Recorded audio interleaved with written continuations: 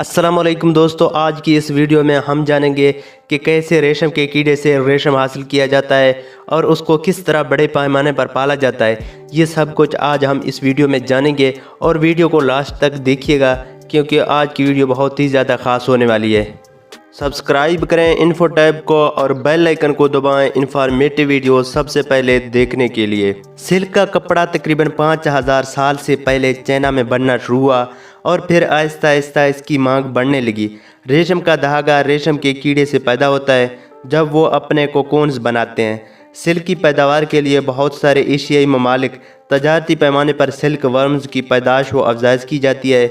Silk से बनी बहुत सी चीज़ें हम रोज़मर्रा ज़िंदगी में इस्तेमाल करते हैं। फीमेल सिल्क वर्म एक ही बार में 400 से 500 तक अंडे देती है और फिर मर जाती है। ये अंडे बहुत ही छोटे छोटे होते हैं जो कि आसानी से नज़र भी नहीं आते और तकरीबन 2 हफ्तों बाद अंडों से बच्चे भी बाहर निकल आते हैं जिन्हें लार्वा कहते हैं। लार्वा ताज़ा शहतूत के पत्तों को मुस्तकिल खाता रहता है और आपको ये भी बता दें कि ये सिर्फ शहतूत के पत्ते ही खाते हैं और अपना वज़न तकरीबन 10,000 फुट तक बढ़ाते हैं और अपनी लंबाई तकरीबन 3 इंच तक बढ़ाते हैं।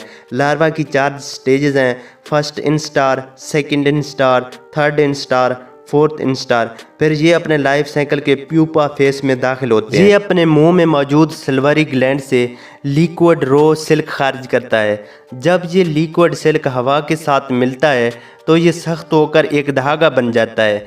प्यूपा में बदलता हुआ लार्वा इस धागे को एक मोटे और नरम कोकून की शक्ल में अपने गिर्द लपेट लेता है। इसको रेस्टिंग फैशन भी कहते हैं। ये आराम करने के लिए अपने गिर्द कोकून बना लेते हैं।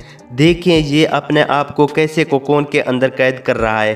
कैद होने के बाद ही इनके जिस्म के बहुत हिस्से बनते हैं, जैसा कि आप देख रहे हैं ये बिल्कुल बदल चुका है। प्यूपा को मारने के लिए 3 मिनट के लिए कोकून्स को उबाला जाता है, उससे पहले कि एक मौत में तब्दील हो जाए, क्योंकि अगर वो कोकून से बाहर आते हैं तो सिल्क उसमें से कम निकलेगा और साफ बात है कि प्रॉफिट भी कम होगा। और बहुत से कोकून में से बहुत को बाहर आने दिया जाता है ताकि उनसे दोबारा अंडे हासिल किए जा सकें।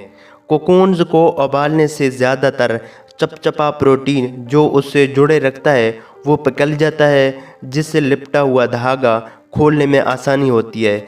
सिल्क हासिल करने के लिए एक वक्त में 30 से 50 कोकून से धागा लिया जाता है। फिर कोकून को खोलने के लिए बहुत नरमी और हिफाजत से व्हील को घुमाया जाता है। 1 पाउंड सिल्क बनाने के लिए 2 से 3,000 कोकून्स की ज़रूरत पड़ती है। कोकून्स को खोलने एक बहुत ही वक्त तलब काम है, क्योंकि एक सिंगल धागा नौ प्रोफेशनल सुकर फील्ड जैसा लंबा हो सकता है। फिर धागे को ब्लीच किया जाता है ताकि साफ़ हो जाए। फिर इनको रेशमी कपड़ा बनाने वाले फैक्ट्री में एक्सपोर्ट किया जाता है और पाकिस्तान में बहुत से लोग घरों में पालते हैं और मुनाफा बख्श कारोबार करते हैं। दोस्तों ये थी आज की वीडियो। उम्मीद करता हूँ कि रेशम के कीड़े से रेशम हासिल करने तक सफ़र आपको बहुत अच्छा लगा होगा। और दोस्तों इस वीडियो को अपने दोस्तों के साथ शेयर करना और लाइक करना, क्योंकि इस वीडियो बनाने में बहुत ज़्यादा मेहनत लगी।